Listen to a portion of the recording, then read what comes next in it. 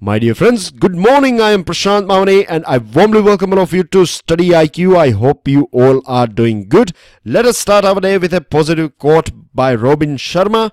Victims love entertainment, leaders love education. A very small example, very briefly, I would like to highlight here Warren Buffett. I'm sure you would be aware about Warren Buffett. If you don't know, then I would rather ask you to Google it. You will find that 80% of his day, right? 80% of his day he spends in educating himself. He's learning something new and new every single day.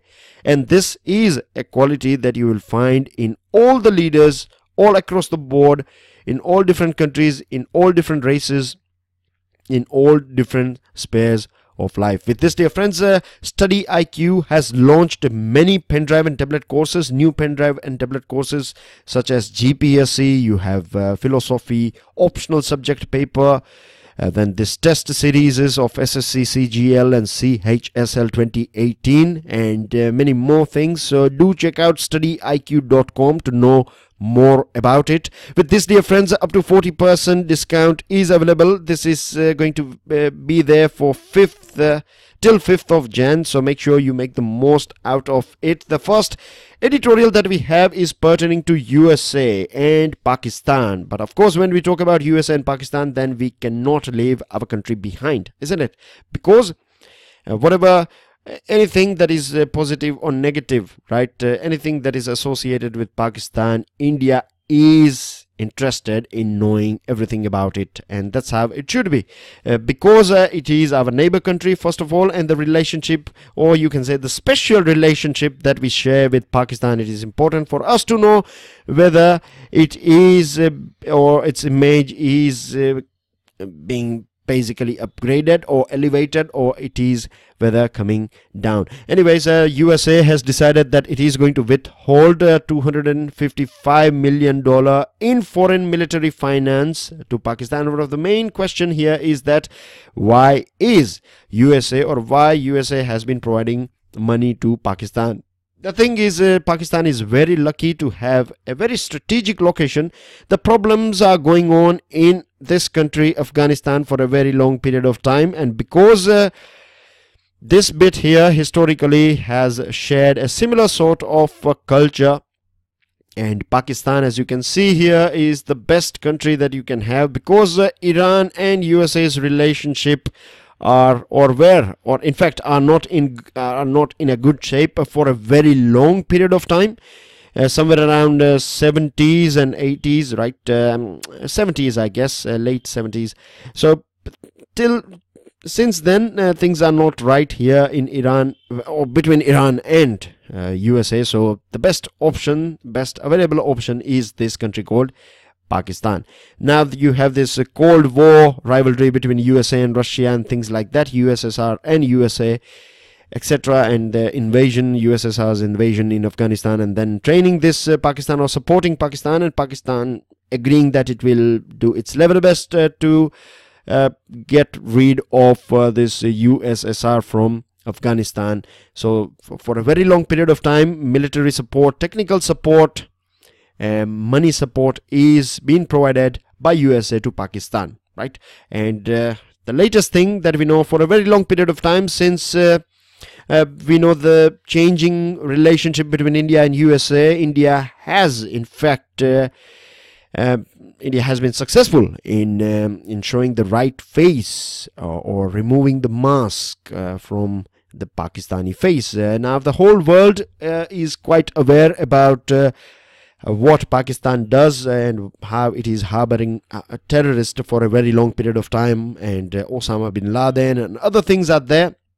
I don't have to provide so many examples. I'm sure that you know many names, Hafiz Saeed and other ones are there as well.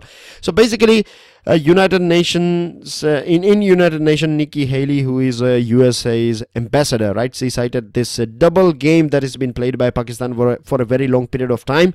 In this double game, at one side you find Pakistan is trying to get as many support, right, like money and technology and weapons and other things, diplomatic support, and many a times a sort of protective cover as well from India and sort of things, right? From USA for a very long period of time. And I must admit here one thing, right? In Pakistan's foreign officials, right, or their foreign officials, or their, just like our Indian foreign officers, right, IFS service, their Pakistani foreign service would be, or is in fact, a very, you can say, very sharp as well as very smart foreign service. You can imagine that for a very long period of time, these people have convinced countries like USA and other countries, and they are getting all the support they need. So in this sense, I must say that they know how to make the most out of how to grab any opportunity. Anyways, so this terrorist thing, and this is now this face is exposed and people are quite aware about it, and gradually we have observed that American assistance to Pakistan is falling down. But Pakistan is not worried about it, right, because it has its dragon, it's China, and the relationship that it shares with China. We know that China claims or terms Pakistan as an all-weather friend. Now what we want to see is we want some action from the USA, right? Of course this is a positive development in terms of India's perspective.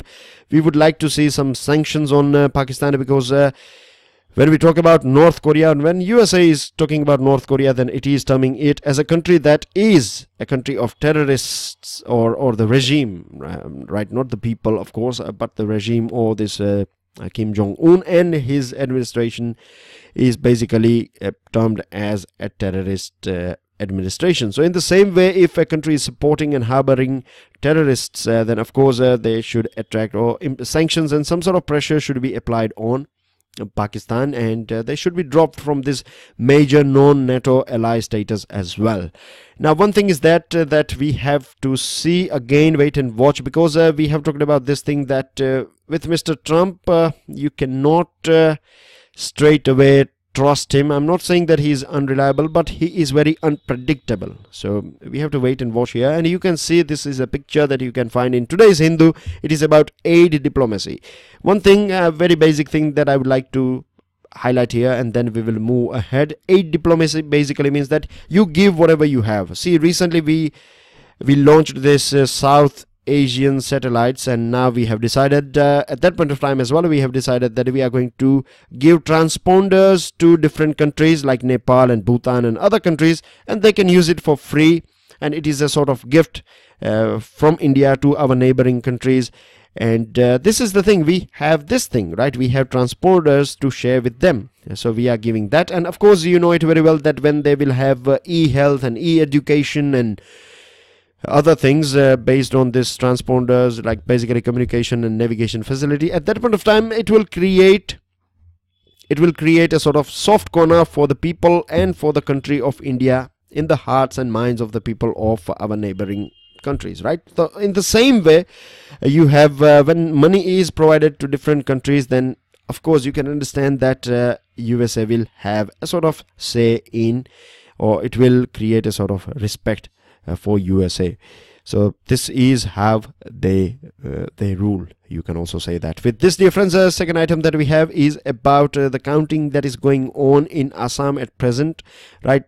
Supreme Court bench is termed as unrelenting because it has given this deadline of 31st December to the government of Assam, and Assam government is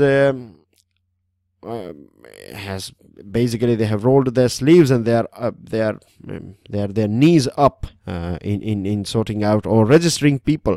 This is basically about checking and ensuring that, or you can say it is about segmenting the people who are Indian citizens and who are non-Indian citizens, or you can say illegal immigrants, right? This is one of the main thing, and Assam has been facing this problem of illegal immigrants for a very long period of time.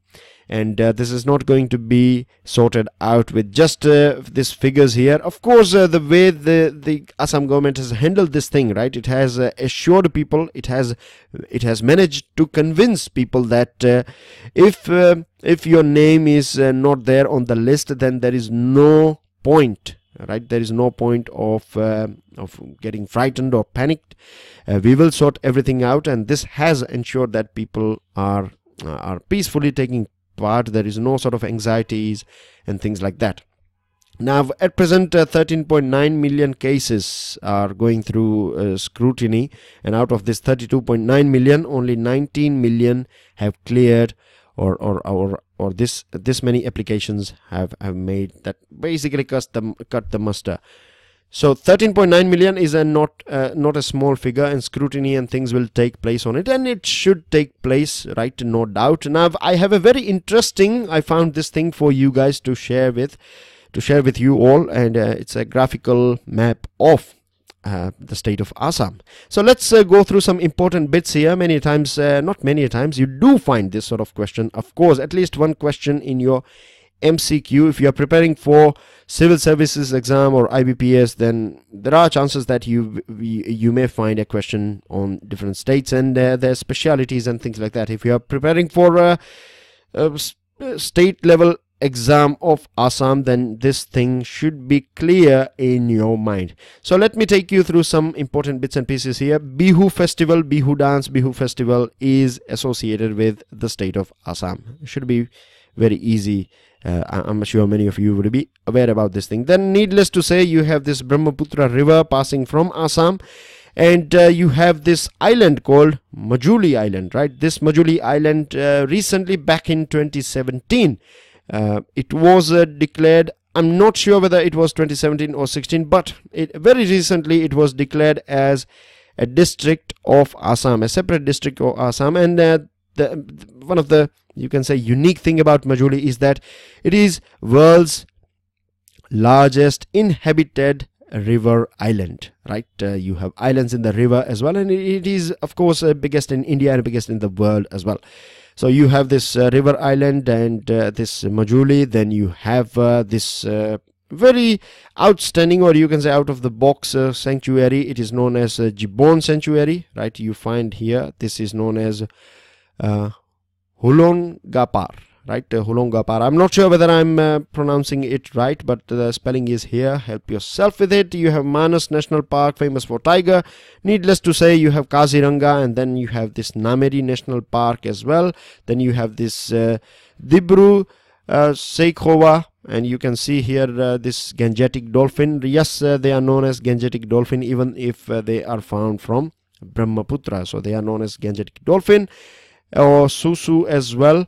And then you have this Dibrugarh, beautiful tea plantation. So these are some important items here, right, of Assam. And you can see here, this is a state that is sharing its border with Bangladesh, right? And most of the illegal immigrants that you have in this state, they are coming from Bangladesh. Now, one thing that we have to keep in mind, that we are going through or registering these people. This is a very important thing. We need data for making policy and things like that, and it is, of course, important for every country to ensure that it is able to curb and identify and send them back, all these illegal immigrants. But we cannot leave humanitarian thing behind. The thing is, the illegal immigrants that we are talking about, most of them arrived here back in 70s and 60s.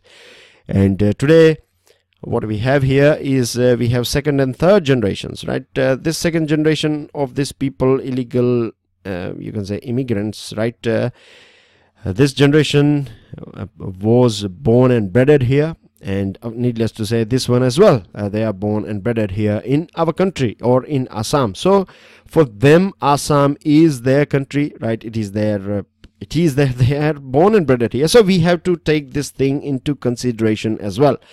And one more thing, this is reality, that at present, as we are speaking, right, many people from Bangladesh, they do enter illegally in, or they enter in India, or they enter in Assam. So it is very important for the government, BJP government particularly, we have central government as well as the state government, right? They have to ensure that we seal this India-Bangladesh border as soon as possible, and this is going to be a long-term solution, right? With this, dear friends, this one is about genomics revolution. Very interesting article here. Now, I'm sure you know that DNA that stores our hereditary information, or basically DNA is a thing that stores our hereditary information, and then they are transmitted from our parents to us and from us to our children, hopefully. So in this way, how it works. So building individualized medicine, that means customized medicine, is possible now, and this helps a lot. We know that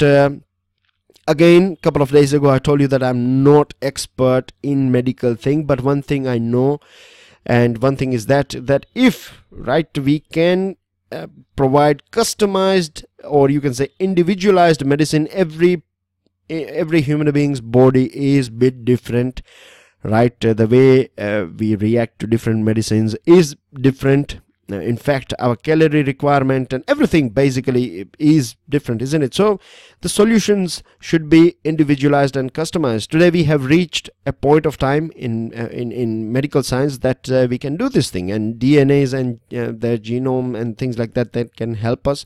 So for that we would need to sequence this genome, entire genome. We need to sequence them.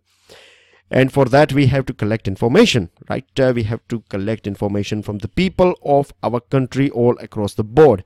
Now it is very important for India to go through it, because we have somewhere around 5,000 ethno-linguistic and religious groups. We have different castes and other things, and so it will help. We don't know yet, right? There are assumptions that this thing, caste system, has this and that, but we don't have any scientific backup at yet as per this article. So if we get information, if we can sequence, if we can basically, you can segment them, right, then we can understand a bit more about how they are working, and this will help us design individualized medicines. Needless to say, you can understand it very well that this sort of directly targeted medicine will help in relieving people from the pain through which they are going because of various diseases, right? So this will help a lot, and this will not only help India, but it will help humanity as well worldwide, because when you have this gene sequencing of this big or this diverse ethno-linguistic and religious groups, one of the most diverse in the world, then it will help medical science as well, right? Global medical as well as scientific people will learn many things out of this genome sequencing of India. Now what we need at present, we need to generate manpower, right? We need to generate manpower. We need next generation of medical research and research. We need to train people from starting from right now. Then we need to develop this IT industry that is associated with it, biotechnology industry, and academic institutions and existing healthcare industry, right? Of course, needless to say, government should be a sort of active stakeholder in this thing, and we have to promote academic programs, and also rules and regulations would be required. These are some of the important things here that we would need if we want, and this is a very good, this genomics revolution, or you can say this individualized medicine, is a thing that at present it is definitely expensive, right? It is expensive, no doubt, but when you design this thing for masses, for a country like India, then naturally it is going to, the prices are going to come down once you are able to educate people regarding the benefits of this targeted medicines and how it can revolutionize things for them and for their generations, future generations. Then of course people will take part in it, and with this rather than giving sort of a sort of standardized medicines, if we can provide individualized and customized medicines, then it would work out a bit less expensive, it would be more effective as well, and with this way we can this is one of the way to develop our country. So more healthy population, the fit, or if they are well and good, then of course they are going to be more productive. With this, dear friends, this one is the picture that you can see on your screen is a 200-year-old. It is depicting a scene of Battle of Koregaon. It took place between this soldiers, Meher soldiers, who used to work for or they were recruits of British East India Company, and they defeated this massive Peshwa army led by Peshwa Bajirao II. Now basically the mark, or you can see this thing on your screen, right? It is a sort of symbol of the victory of Meher community, right? It is a pillar, and it is considered, this Dalits, they consider this pillar as the site of positive memory of valor and a symbol of their renewed political aspiration. Now, I think I haven't, yes, let me quickly give you a brief about this Meher soldiers, right? Mehers were basically they are Dalits, right? And Baba Ambedkar was from this community, this Meher community. And let's go through it, and then I will tell you a bit more things about Meher community, what I have learned from the biography of Baba Ambedkar. Okay, so basically at present riots are going on, right? Or things are not right, or you can say the Maharashtra shuts down because Dalit and Marathas are against each other. Now, why they are against each other, as you might have observed, January 1st, 1818. So it's been 200 years of this incident, of this Battle of Koregaon, in which Meher community won this battle. So they are celebrating this thing, and this is not taken very well by the Peshwas or the Marathas, right? They are saying that they are taking Mickey out of us, or they are making fun of us and things like that. So it is basically a war or sort of conflict between Dalits as well as this Marathas, right? And this is not the first time we are seeing this sort of situation in our country. There is a sort of rise of this demand for Dalit power, and there are many people who are basically they are trying to brainwash many Dalit youths. They are saying that see, end of the day, what is happening is, we have talked about this thing as well, right? Fear. It is the fear that is being exploited by few people. What they know it very well, that once they tell this Dalit boys and girls or the youngsters that if you don't take a stand, then you are going to face this and that in this country. Hindu community or Hindu society is never going to accept you, etc. Then on the other side, you have this Marathas or Brahmins, right? They think that when they are celebrating this thing, this Dalits, basically they are making fun of their lost, and they are also terming them that they have worked for British and things like that. So they are not patriot, and they have worked against their own people and things like that. Now let me tell you that at that point of time, how things used to be, we were not knowing anything about nation. One thing should be kept in mind. When I say nation, I mean to say today we know that our main identity, right? The core identity, at the end of the day, we are all Indians, isn't it? I'm sure we all are on one page when I say that we are all, at the end of the day, Indians. At that point of time, there was no idea of a country called India. We are talking 200 years ago. At that point of time, these Mehers were recruited by there was a time when they have fought under the flag of Shivaji as well. As far as I know, they have, right? If not Shivaji, then some other king of this Maratha dynasty. They were a very capable and a very strong soldiers. And it has been said by some British officer as well. I don't know the name at present, as you know that this lectures are raw. When I say raw, I mean to say that it's not that I am preparing some script or something, right? We discuss and we analyze things as we go. So I don't know the name. I regret. I'll try to find out name if I can. But anyways, this is a thing that many British officers as well, they have appreciated, or they recognized the strength and might of or the valor of these Maher soldiers. So see, this is the thing. When you go back and when you analyze, when you come across the right facts, right, then you know that Dalits have fought for British as well, and they have fought for Marathas as well. One thing.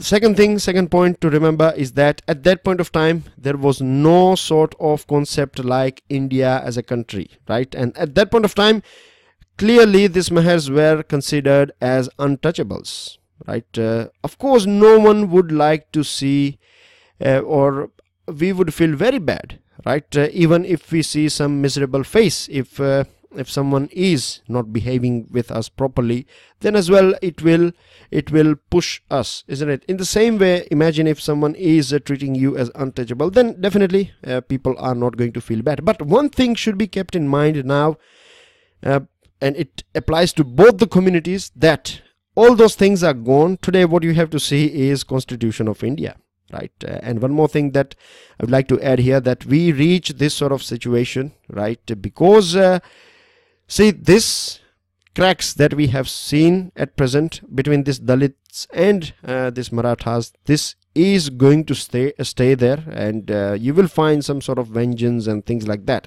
in small incidents, right, in different pockets. We will see this thing. This will stay there for a very long period of time. And this sort of things do take place, and people are, or some groups, they become confident enough, or they become bold enough to take law in their hand, is because whenever there are small skirmishes at that point of time, right, police, they don't, or the local administration, they take it, they have this attitude of sab chalta hai, right? Whatever happens, let it happen.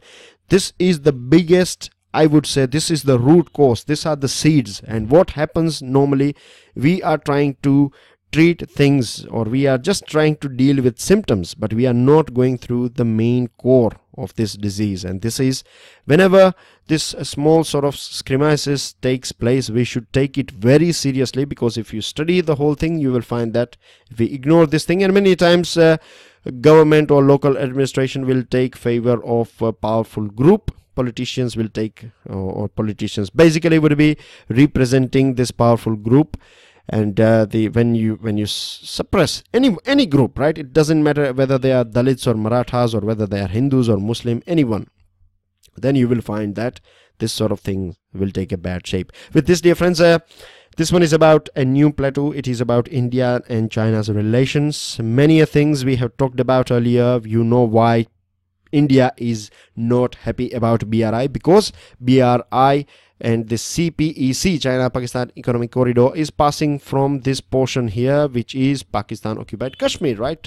And the other thing is that we know how it is, this China is tightening its grip in South Asia. Then we had this Doklam as well in 2017. So you can see it can be clearly said that 2017 marked a turning point in India-China relations. Now, Foreign Secretary clearly stated here, right, Foreign Secretary has said that China is very sensitive about its own sovereignty, but when it comes to someone else's sovereignty, then China is not paying any heed. And this is a picture here. We have gone through this picture. This is called a string of pearls. You can see the way China is penetrating in South Asia. So it's not only China is doing all the things, India as well, right? We have had a very good relationship, and we are developing relation with this ASEAN countries. A couple of days ago, I have provided you a map of ASEAN, so this is one of the reason I have not provided a map to you guys.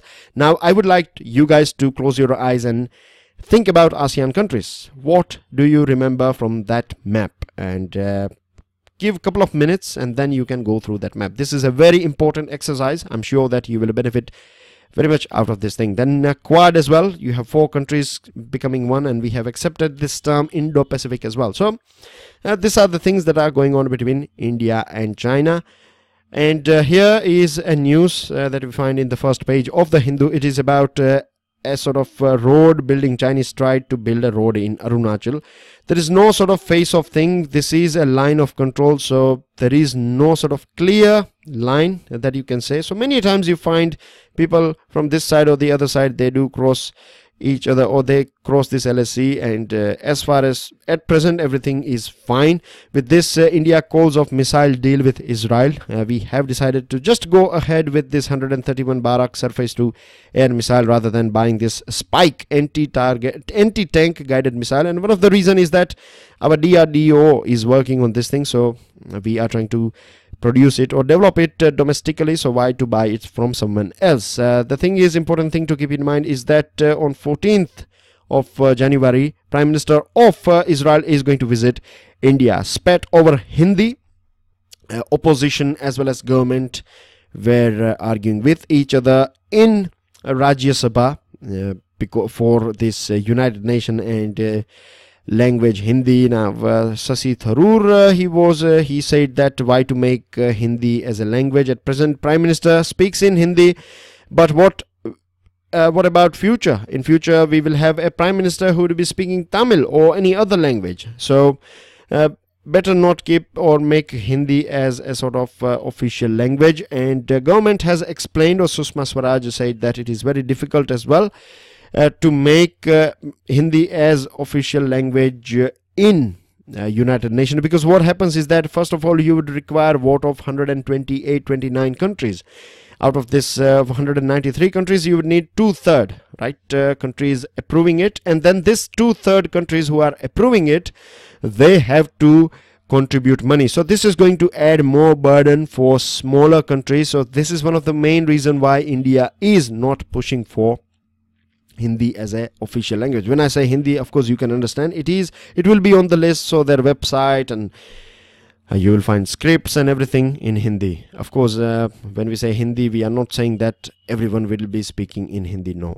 With this, key ministries disagree on Campa. We have talked about this thing a couple of days ago. This is about compensatory afforestation, right? You should be aware about this thing. If you are not, if you are new to this channel, or if you are new to this video lecture of StudyIQ and mine, then I would reckon you guys to go back a little bit, and you will find we have discussed in detail compensatory afforestation, what is it all about and things like that. It is very important for you to know this thing. So at present there is a sort of difference going on between Environment Ministry and Finance Ministry, and in spite of Parliament after the fractious debate signing Campa into a law last year, it is yet to come into existence.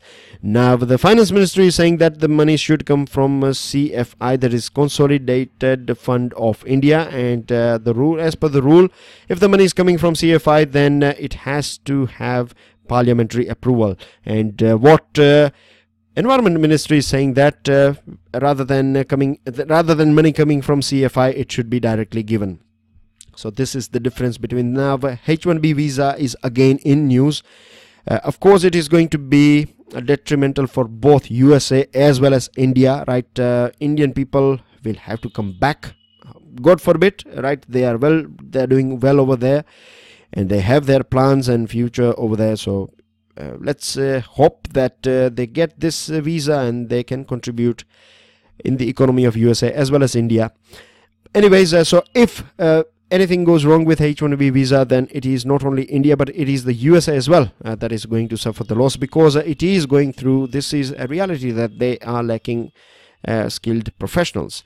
This is about National Waterway 1. A couple of days ago this National Waterway 2 was in news, and at that point of time as well you were being provided with this picture here. Now Cabinet Committee on Economic Affairs have approved this Jal Marg Vikas project, National Waterways 1. Technical and investment support will be provided by World Bank. Very important item. World Bank will provide technical as well as financial support, investment support for National Waterway 1. With this, WHO okays Bharat Biotyphoid shot. The name is Tip-Bar Typhoid Conjugate Vaccine, also known as Tip-Bar or Type-Bar TCV. Right, this once it is approved by WHO, then supply will be given to UNICEF, and this basically this vaccine will be administered to children from 6 months to adults as well. So the range is quite high, and this is going to be a breakthrough for typhoid fever. With this, dear friends, these are your answers: Bali, Java, Irian, Jaya and Kalimantan. And India is richest in terms of thorium out of the given countries. With this, today's questions are: carbon dating is used to determine the age of fossils, rocks, plants, or none of this. Second question: Gandhiji's Champaran movement was for Harijans, for civil disobedience movement, unity in Hindu society, or indigo workers. Third question: Bushman tribes are found in Atacama Desert, Gobi Desert, Patagonian Desert, or Kalahari Desert. And identify the person that you can see on your screen. Give me the name of this person, and also, if possible, do spend at least 5 minutes in knowing who this person is and what he did, etc. With this, dear friends, I end this discussion here. Don't forget to check out StudyIQ.com for our pen drive and tablet courses, and many other things are there on our portal. I will share this file on my Facebook page. You can follow me on my Facebook page, which is Prashanti Mamani. I will share it on my our Telegram channel, official Telegram channel of StudyIQ, and don't forget to subscribe to our YouTube channel. Many interesting videos are there, and share it with other people as well. Enjoy your studies. I will see you all soon. Thank you very much for supporting and listening me. Jai Hind.